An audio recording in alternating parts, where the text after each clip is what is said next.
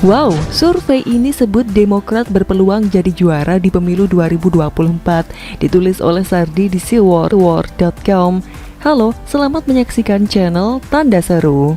Sebuah survei yang dilakukan oleh New Indonesia Research and Consulting menempatkan Partai Demokrat pada posisi 3 besar, menggeser Partai Golkar, dan hanya berselisih tipis dari Partai Gerindra di urutan kedua. Jika tren elektabilitas Demokrat terus meningkat, maka sangat mungkin menyalip Gerindra maupun PDIP dan menjadi jawara pada pemilu 2024, kata Direktur Eksekutif New Indonesia Research and Consulting, Andreas Nuryono. Mungkinkah Demokrat bisa menyalip partai PDIP dan Gerindra? Kok kayaknya agak lucu ya? Saya pikir saya yang terlalu bias. Tapi membaca komentar dari netizen, mereka juga ketawa dan merasa aneh. Nyalipnya nggak tanggung-tanggung, berpeluang bisa melewati PDIP dan Gerindra. Minimal nyalip PKS dulu deh atau PKB, itu pun entah bisa atau tidak. Tahun 2019 saja, suara Demokrat sudah sangat tergerus, tinggal hanya 7%. Apalagi melihat kelakuan sebagian kadernya yang terlalu angkuh dan tak beradab, terlalu aneh kalau partai ini masih bisa bangkit. Lebih cocok, nyungsep, dan lebih dari partai kelas teri. Tapi kan survei toh, apapun bisa terjadi. Namanya juga survei, silakan mau percaya atau tidak. Menurut survei ini, tren elektabilitas Demokrat terus mengalami kenaikan signifikan sejak survei dilakukan Februari 2021. Awalnya hanya di kisaran 3%, namun melonjak menjadi 8%. Dan kini, elektabilitas Demokrat kembali naik mencapai 10,1%, membayangi Gerindra yang meraih elektabilitas 10,4%. Posisi pertama masih ditempati PDIP, tapi tren partai terus mengalami penurunan selama setahun terakhir. Pada survei sebelumnya, PDIP masih meraih elektabilitas di kisaran 20 hingga 30%. Namun kini turun menjadi 19,8%. Golkar juga mengalami penurunan elektabilitas menjadi 7,3% dan merosot ke posisi keempat. Demokrat hebat bener, tepuk tangan deh, bahkan bisa menyalip Golkar, bahkan hampir mengejar posisi Gerindra yang secara politik lebih mengakar dan menggurita di semua lini masyarakat. Dan hebatnya, Demokrat berhasil melawan arus. 3 partai atas, PDIP, Gerindra, dan Golkar terus menurun. Demokrat bangkit. Wow, luar biasa. Survei ini juga mengungkapkan elektabilitas AHY berhasil mengungguli Puan Maharani dan Airlangga Hartarto. Ganjar masih di posisi pertama diikuti Prabowo, lalu Ridwan Kamil di posisi ketiga dan Anies di posisi keempat. AHY di posisi kelima, selisih tipis dengan Anies. Tidak ada yang mau beri selamat nih, atau setidaknya duluan bikin acara selamatan bahwa Demokrat terus meroket dan AHY akan jadi calon pemimpin masa depan. Ini semua pasti karena Demokrat berhasil mengambil hati masyarakat sehingga Demokrat terus melejit. Mungkin karena SBY berhasil membuat lukisan yang sangat indah sehingga publik merasa terpukau dan Demokrat jadi lebih populer. Apalagi kadernya yang sangat santun di media sosial, publik makin bangga dengan mereka. Ada yang memuji tukang mebel aja bisa jadi presiden, ada yang memposting meme presiden dan lirik lagu kebangsaan, ada yang dengan cerdasnya bicara soal pengecatan pesawat kepresidenan. Apalagi saat 2 kakak adik memposting ucapan selamat kepada 2 atlet bulu tangkis putri yang berhasil memenangkan medali emas di Olimpiade Tokyo. Wajah mereka jauh gede ketimbang yang diberi selamat. Publik pasti makin kagum dengan ketulusan mereka. Tepuk tangan, Demokrat akan menjadi partai besar dan bahkan nomor 1 di Indonesia. Kalian jangan iri ya.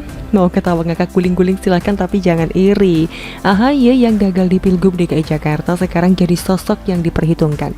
Ibarat anak sekolah gagal ujian level pertama, tapi dianggap sebagai calon terkuat untuk lolos ujian level kedua. Masuk akal ya. Dan jangan lupa ini masih tahun 2021 loh. Gimana dengan tahun 2022? Pasti makin meroket. Tahun 2023 elektabilitas menembus langit. Tahun 2024 tak ada yang bisa menandingi. Mungkin elektabilitas jadi 99% dan AHY meraup suara 99% juga, menang mutlak. Hore, apalagi kalau Novel Bamukmin ikut digandeng. Wah, ini bakal unstoppable. Tak ada yang bakal ngalahin mereka. Bakal menang mudah semudah minum segelas air. Bagaimana menurut Anda?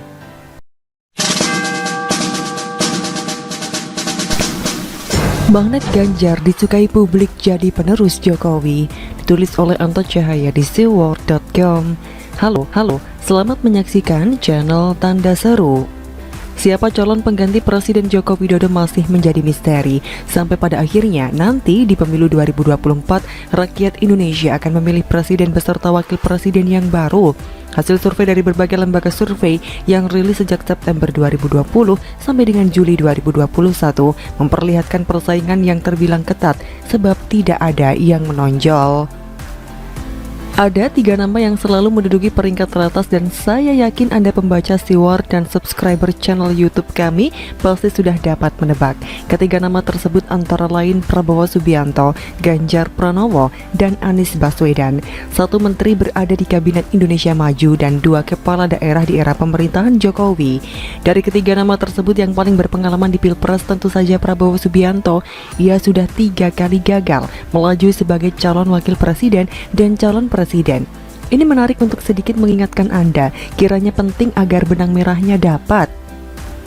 Dimulai tahun 2009, maju sebagai calon wakil presiden mendampingi Megawati Soekarno Putri. Pasangan ini kalah dengan pasangan Susilo Bambang Yudhoyono, Budiono. Pada tahun 2014, Prabowo Subianto kembali maju, kali ini sebagai calon presiden. Berpasangan dengan Hatta Rajasa, kalah dengan Jokowi Yusuf Kala. Tidak kapok 5 tahun kemudian, yaitu tahun 2019, Prabowo kembali maju. Kali ini berpasangan dengan Sandiaga Uno dan kembali harus menelan kekalahan, bertekuk lutut di hadapan Jokowi yang berpasangan dengan Kiai Haji Amin Ma'ruf. Dan kini tersiar kabar santer dari internal Partai Gerindra menghendaki Prabowo Subianto maju kembali. Mengingat pada tahun 2024 dipastikan sudah tidak ada lagi nama Jokowi. Tahun 2024 memilih presiden dan wakil presiden yang baru.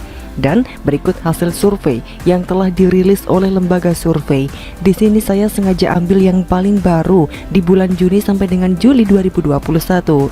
New Indonesia Research and Consulting pada 21 sampai dengan 30 Juli 2021, Prabowo Subianto 16,7%, Anies Baswedan 6,0%, Ganjar Pranowo 20,5%.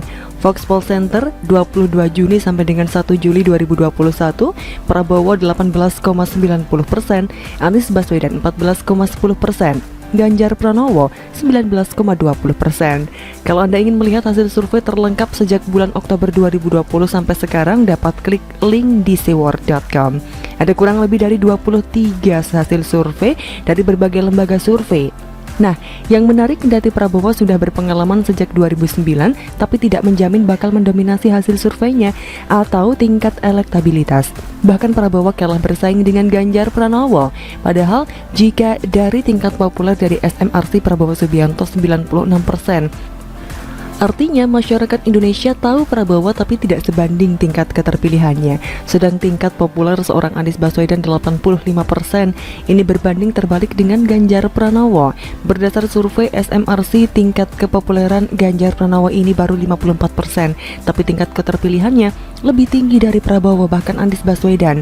Saya tidak dapat bayangkan jika tingkat keterpopuleran Ganjar Pranowo bisa sentuh angka 80% sampai dengan 90%, tentu akan berpengaruh kepada elektabilitas yang bersangkutan. Dari sini kita dapat mengambil sebuah kesimpulan jika masyarakat lebih menyukai Ganjar Pranowo daripada Prabowo Subianto dan Anies Baswedan. Ada banyak faktor kiranya berdasar data dan fakta di atas mengapa masyarakat lebih menyukai Gubernur Jawa Tengah tersebut. Di sini saya hanya ambil dari satu sisi saja di antara ketiga tokoh tersebut, yaitu sisi gaya atau style, gaya komunikasi mereka ke masyarakat yang selama ini dapat kita tangkap. Sebab gaya itu menggambarkan sisi psikologis dan juga karakter mereka. Ganjar memiliki gaya komunikasi yang lebih cair daripada kedua tokoh pesaingnya tersebut. Gaya komunikasi seperti ini yang menjadi salah satu daya magnet bagi masyarakat. Secara umum gaya Ganjar itu lebih merakyat, tak ada sekat, dan gaya atau style itu melekat dan sulit untuk diduplikat. Ganjar dengan gaya bahasanya yang jelas, cenderung sederhana tapi tajam dan mudah ditangkap orang awam. Dan yang menarik, style sisi mantan aktivis nampak tak ketinggalan. Ganjar juga diketahui memiliki sisi humor yang tinggi, bisa diperhatikan di channel YouTube-nya. Prabowo identik dengan tegas, dengan nada keras dan cenderung ada unsur memerintah. Inilah yang kemudian dipahami secara umum jika Prabowo itu pribadinya tegas. Bisa dilihat dari jejak digital saat yang bersangkutan debat capres di tahun 2014 dan 2019 dan juga semasa kampanye. Catatan, suara keras bukan berarti tegas. Jokowi tidak bersuara keras, tapi perusahaan asing yang sudah mengeruk SDA Bumi Pertiwi selama puluhan tahun dipaksa pulang kandang. Lah ini tegas, atau berada kelompok radikal yang bikin kacau negeri. Lah ini menggambarkan tegas. Lantas bagaimana dengan Anies? Sosok yang satu ini gaya komunikasinya tak perlu diragukan lagi. Masyarakat awam dapat dibuat terpikat dengan gayanya tersebut. Menggambarkan sosok yang pintar dengan kata kalimatnya yang runtut bak dosen yang sedang mengajar di depan para mahasiswanya, dibalut diksi, metafora, dan istilah kelas tinggi khas akademisi.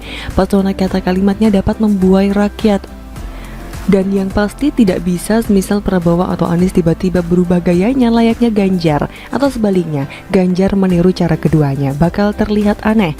Biar masyarakat yang menilainya. Dari ketiga tokoh tersebut masing-masing memiliki gaya komunikasinya masing-masing, dan yang paling penting adalah kinerja, sebab rakyat tidak akan kenyang secara tiba-tiba dengan hanya mendengar kata kalimat. Well, bagaimana menurut Anda?